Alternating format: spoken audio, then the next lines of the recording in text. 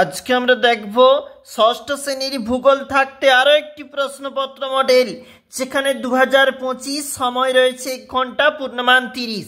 চলে যাব প্রশ্নে ঠিক কেমন বলেছি দেখো। সঠিক উত্তরটি বেছে নিয়ে লেখো যে কোনো 6টি। 1 গুণ 6। প্রাচীনকালে নাবিকরা উত্তর দিক ঠিক করতেন ধ্রুবতারা পর্যবেক্ষণের মাধ্যমে। পৃথিবীকে নীল গ্রহ বলে।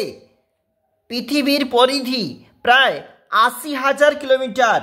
পৃথিবীর উচ্চতম স্থান, সঠিক উত্তর হচ্ছে হিমালয়। এরপরে চলে যাব পরের যে আমাদের পৃষ্ঠা রয়েছে, এখানে কি বলেছে দেখো। সূর্যকে সামনে রেখে পৃথিবী নিজের অক্ষে চারিদিকে পাক খায় পশ্চিম থেকে পূর্ব দিকে।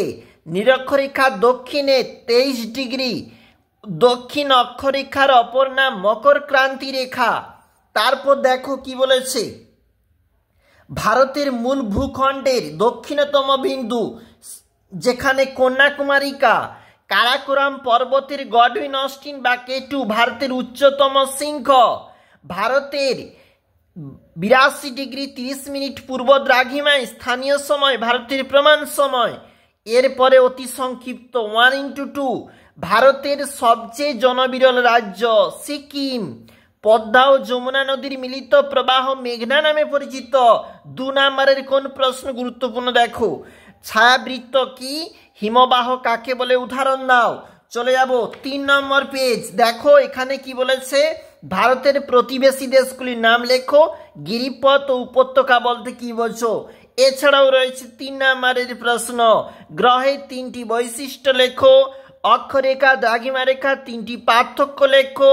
সৌরঝড় সম্বন্ধে লেখো। সন্ধ্যা তারা কি? এরপরে গুরুত্বপূর্ণ প্রশ্ন, পৃথিবীর প্রধান 3টি অক্ষরেখার মান ও নাম লেখো এবং চিত্রের মাধ্যমে তাদের অবস্থান দেখাও।